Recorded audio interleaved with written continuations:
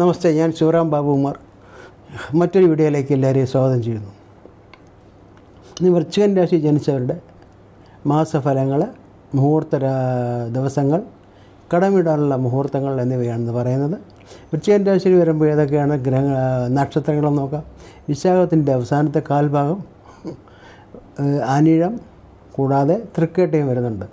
ഇവരുടെ മെയ് 15 തൊട്ട് ജൂൺ 14 വരെയുള്ള ഇടവമാസം, സൂര്യൻ ഇടവമാസത്തിൽ പ്രവേശിക്കുന്ന ദിവസമാണ്. ആ കാലയളവിലെ മാസഫലങ്ങളാണ് ഞാനിന്ന് പരിശോധിക്കുന്നത്. നമുക്കറിയാം, സൂര്യൻ്റെ അടിസ്ഥാനത്തിലാണ് ചെയ്യുന്നത്.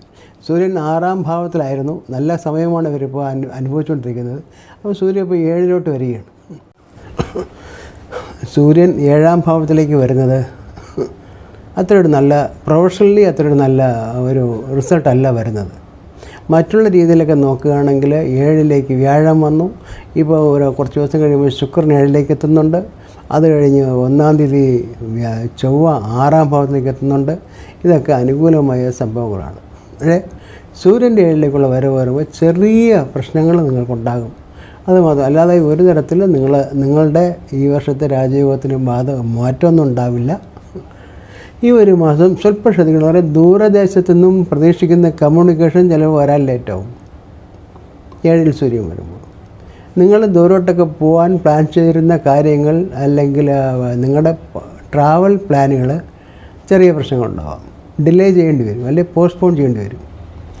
പിന്നെ മൂന്നാമത്തെ കാര്യം എന്ന് പറഞ്ഞാൽ ഭാര്യ ഭർത്താവ് ബന്ധത്തിൽ ചെറിയ അസ്വാസ്ഥ്യങ്ങൾ വരാതിരിക്കാൻ ശ്രദ്ധിക്കണം. ഇതും 2-3 കാര്യങ്ങൾ മാത്രമേ ഇതിനകത്ത് പ്രശ്നമുള്ളൂ. വേറെ കാര്യങ്ങൾ ഒന്നുമില്ല. പ്രൊഫഷണലായിട്ട് വലിയ കുഴപ്പങ്ങളൊന്നും വരാൻ പോകുന്നില്ല. കാര്യം നിങ്ങൾക്ക് വ്യാഴൻ്റെയും ഒക്കെ അനുഗ്രഹം എപ്പോഴും ഉണ്ടാകും. അതുകൊണ്ട് ഇത് മാത്രമാണ് ഇതിനകത്ത് ഒരു ചെറിയ 2-3 ഐറ്റംസ്. ഇത് മാത്രമാണ് ഞാൻ കാണുന്നത്. സർക്കാർ സംബന്ധമായി എന്തെങ്കിലും ടാക്സ് കൊടുക്കാനോ അങ്ങനെ എന്തെങ്കിലുമൊക്കെ പെൻഡിങ് ഒക്കെ ഉണ്ടെങ്കിൽ അതിൻ്റെയൊക്കെ ഒരു ഇൻട്രസ്റ്റ് വരാം, അതിൻ്റെ പേപ്പർ വരാം. അത് ഒന്നുമില്ല. ഈ ഒരു റോഡിൽ പോകുമ്പോൾ ട്രാഫിക് കോൺസ്റ്റബിളെങ്കിലും പിടിച്ച് കഴിഞ്ഞാൽ നിങ്ങളുടെ എന്തെങ്കിലും ഫൈൻ മേടിക്കാൻ സാധ്യതയുണ്ട് ഈ മാസം. ഇതൊക്കെയാണ് ഇതിൽ വരാൻ പോകുന്ന, ഈ മാസം നിങ്ങൾക്ക് വരാൻ പോകുന്ന പ്രശ്നങ്ങൾ. അത് ഒരു ട്രാഫിക് ഇതിൽ മാത്രം ഒതുങ്ങട്ടെ എന്ന് ഞാൻ ആശംസിക്കുന്നു. മറ്റുള്ള കാര്യങ്ങളെന്ന് പറഞ്ഞാൽ ദമ്പതികൾ തമ്മിൽ ഞാൻ പറയുമല്ലോ ചെറിയ അഭിപ്രായ വ്യത്യാസങ്ങൾ വരും. അത് ചെറുതായിട്ടുള്ള സംഭവമാണ്. അത് നിങ്ങൾ മനസ്സിലാക്കിയത് ഈ മാസം വരുന്നതാണ് എന്നുള്ള രീതിയിൽ അതിനെ മാറ്റി വയ്ക്കുക. അല്ലാതുള്ള എല്ലാ മേഖലയിലുള്ള ആൾക്കാർക്കും വളരെ അനുകൂലമായ സമയമാണ്, എൻജോയ് ചെയ്യേണ്ട സമയമാണ്. ഇതിനകത്ത് യാതൊരു കുഴപ്പങ്ങളുമില്ല. പ്രൊഫഷണലി റിസ്ക് എടുക്കരുത്, ഫൈനാൻഷ്യലി റിസ്ക് എടുക്കരുത് ഈ മാസം. ഞാൻ അടുത്ത മാസമല്ല, ഈ മാസത്തെ കാര്യം പറയും. അത് മാത്രം നിങ്ങൾ ചെയ്യുക. വേറെ ഒന്നും ശ്രദ്ധിക്കേണ്ട ആവശ്യമില്ല. അല്ലാതെ നിങ്ങളുടേതായ രാജയോഗങ്ങൾ, നിങ്ങളുടേതായ പ്രത്യേകതകളും വ്യാഴം 7-ൽ 1 വർഷത്തോളം ഉണ്ട്. ആ സമയത്ത് നിങ്ങൾക്ക് വളരെ അനുകൂലമായ സമയമാണ്.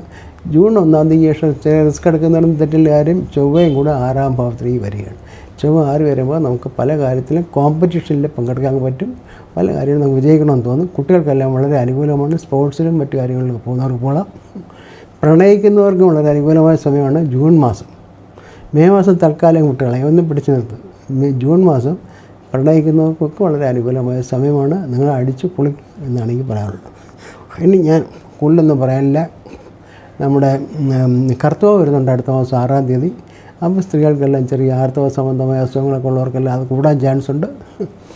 പിന്നെ തൈറോയ്ഡ്, തലവേദന, മൈഗ്രെയിൻ ഒക്കെ വരുന്നവർക്ക് ചെറുതായിട്ട് കൂടും എന്നുള്ളതാണ്. പിന്നെ വരുന്നതെന്ന് വെച്ചാൽ മുതിർന്നവർക്ക് ഒരു അനുകൂലമായ സമയമല്ല. എല്ലുകളൊക്കെ പൊട്ടും താഴെ വീഴ്ചയ്ക്കുള്ള ചാൻസ് ഉണ്ടെന്നാണ് പറയുന്നത്. അതുകൊണ്ട് അവരൊക്കെ വളരെ ശ്രദ്ധിക്കണം ആ കാര്യങ്ങളിൽ. അതുപോലെ സ്റ്റുഡൻസ്, അല്ലെങ്കിൽ ചെറുപ്പക്കാർ ബൈക്കിൽ എടുത്തുകൊണ്ട് ട്രാവൽ ചെയ്യണമെന്ന് വളരെ ശ്രദ്ധിക്കണം. കാരണം വെച്ചാൽ 2 കാര്യമുണ്ട്. ഒന്ന് കണ്ടകശനി സ്ട്രോങ് ആയി നിൽക്കുന്നുണ്ട്. പിന്നെ 7-ലേക്ക് വരുന്നത്. രണ്ടും വരുന്നത് നിങ്ങൾക്കൊരു ഒരു സാഹസിക മെൻറ്റാലിറ്റി വരും. അത് അപകടത്തിൽപ്പെടും. പിന്നീട് ഞാൻ പറയാനുള്ള കുറച്ച് നല്ല ദിവസങ്ങളാണ് ഈ മാസം. നമുക്ക് ചില വാഹനം മേടിക്കാനോ അല്ലാന്നുണ്ടെങ്കിൽ മേലുദ്യോഗസ്ഥന്മാരെ കാണാനോ അല്ലെങ്കിൽ ബിസിനസ് സംബന്ധമായ അപ്പോയിൻമെൻറ്റ്സ് എടുക്കാനോ ഒക്കെ ഒരു അനുകൂലമായ ദിവസങ്ങളിൽ കൂടെ ഞാൻ പറയാം. വൃശ്ചിക മാസം, വൃശ്ചിക രാശിക്കാർക്ക് ഈ മാസം 15, 16, 17, 18, 19, 23, 27, 28. ഈ മാസം 15, 16, 17, 18, 19, 23, 27, 28 ദിവസങ്ങൾ വളരെ അനുകൂലമാണ്. അടുത്ത മാസമാണെങ്കിലോ 3, 12, 13, 14 3, 12, 13, 14 ദിവസങ്ങൾ കൊള്ളാം. ഇനി ഞാൻ പറയുന്ന കുറച്ച് നല്ല മുഹൂർത്തങ്ങളാണ്, കടം വിടാനുള്ള മുഹൂർത്തങ്ങളാണ്. വിശദമായി അതിനെപ്പറ്റി പറയുന്നില്ല. ആരും മുൻ വീഡിയോകളിലൊക്കെ അതിനെപ്പറ്റി പറഞ്ഞിട്ടുണ്ടായിരുന്നു. ആ ഭാഗത്തോട്ട് ഞാൻ പോകുന്നില്ല, അതിൻ്റെ കാരണം പറയുന്നില്ല. ആ മുഹൂർത്ത സമയം മാത്രം പറയാം. മെയ് മാസം 18-ാം തീയതി ശനിയാഴ്ച രാവിലെ 10:30-നും 12-നും മധ്യമുള്ള സമയം വളരെ അനുകൂലമാണ്. മെയ് മാസം 18 ശനിയാഴ്ച.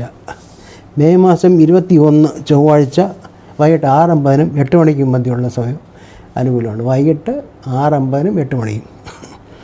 23-ാം തീയതി വ്യാഴാഴ്ച വൈകിട്ട് 6:15-നും 7:30-നും മതി. 6:15 7:30 വൈകിട്ടാണ് PM. പിന്നെ മെയ് 25-ാം തീയതി ശനിയാഴ്ച 10-നും 11:30-നും മധ്യമുള്ള സമയവും അനുകൂലമാണ്. 10-നും 11:30-നും. ജൂൺ മാസം 1-ാം തീയതി ശനിയാഴ്ച രാവിലെ 9:30-നും 11 മണിക്കും മധ്യമുള്ള സമയം കൊള്ളാം. അതുതന്നെ ജൂൺ 8-ാം തീയതി ശനിയാഴ്ച രാവിലെ 9 മണിക്കും 10:30-നും മധ്യമുള്ള സമയവും അനുകൂലമാണ്. ഇതൊക്കെയാണ് ഈ വൃശ്ചിക രാശിക്കാരെ പറ്റി പറയാനുള്ളത്. അവർക്ക് രാജയോഗപ്രദമായ ഒരു വർഷമാണ് നടക്കുന്നത്. ശരിക്കും ആസ്വദിക്കുക. ഇങ്ങനെയുള്ള ചെറിയ ചെറിയ കാര്യങ്ങൾ മാത്രം ശ്രദ്ധിക്കുക. ബാക്കിയൊക്കെ നിങ്ങൾക്ക് അനുകൂലമായി മാറട്ടെ എന്ന് ആശംസിച്ചുകൊണ്ട് നിർത്തുന്നു. നന്ദി, നമസ്കാരം.